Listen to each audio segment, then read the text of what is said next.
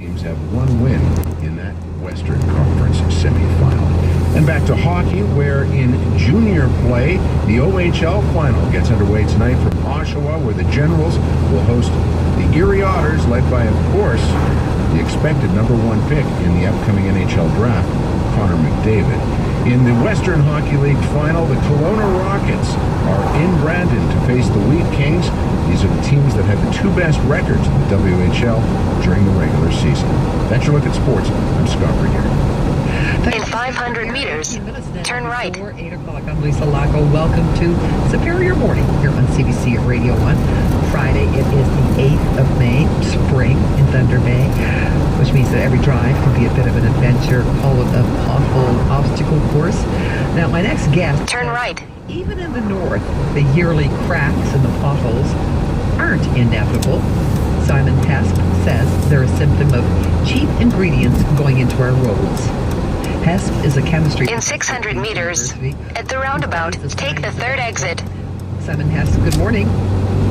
Good morning. What do you think of the overall quality of highways and municipal roads in Ontario? Be honest. In Ontario, it looks pretty good, but what the public doesn't know is how old those roads get before they have to be replaced.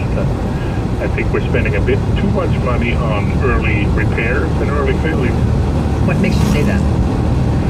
Well, I've investigated for the last 25 years asphalt cement quality, and in the last 10, 15 years, we've been fairly busy looking at forensic analysis of roads that have failed and or started to crack in the first winter, second winter, 5 years they have to be replaced, and it's happening. Exit the roundabout. So what's the problem? Is it the problem with the asphalt? It's a problem in large part, we believe. In 400 meters, turn left. And some construction practices as well. Recycling has taken off in the industry. And in the 90s and 80s, people wouldn't recycle too much. But now they're putting in more of the old pavement in a new mixture. And if you put in too much, you get cracking because it's a hardened material, oxidized through the years of service. So we have to be more careful. Another thing that has happened a lot is the cement, the new turn left. The glue that they add to the new mixture. Mm-hmm. It has changed quite dramatically from 20, 30 years ago. So, okay, so if you're using recycled materials, I mean, first of all, does every company have their own particular formula? Well, yes, there's the asphalt cement supplier.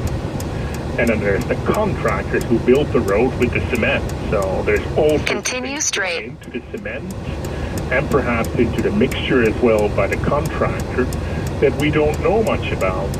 A few years ago, we found out that maybe 50% of the asphalt cement in Ontario has traces of used motor oil in it. Used motor oil?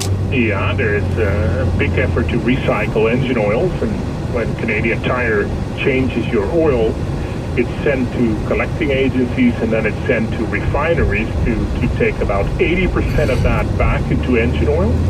It's a very profitable industry.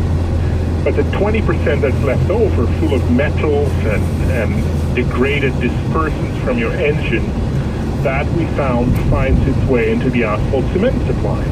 In the supply itself, it's part of the mixture. It's part of the glue, the 5% that is used to make the road into a pavement. And it's a lubricant, and it's mixed into an adhesive.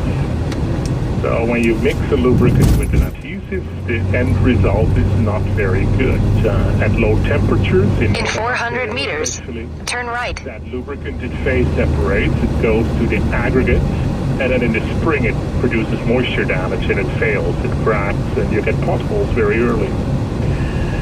So now the aggregate turn right. Would be a problem, would it? That has been the same for hundreds of years. As long as they've been building roads, the aggregates have been the same. The cement that has changed dramatically in the last 10, 20 years or so.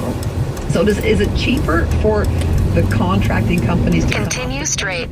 Are they saving money by using the used motor oil and other things in that particular... Yeah, of course. It's used motor oil residue. It could sell for $100, or maybe they get paid to take it away. Regular asphalt cement is $500-$600 a ton. With the increase in oil prices, before the crash, it was $500-600 a ton for the asphalt cement. So you add something that costs $100 or $200 a ton, you make a lot of money. It's about the margins. It's not about the absolute cost for the city. In 500 meters, your destination will be on the left. About margins. They want the road to last. But a reseller, a person who puts in 5-10% motor oil, or 15 or 20% in Northern Ontario, they can make a very handsome profit, and that's what it is. What's happening right now.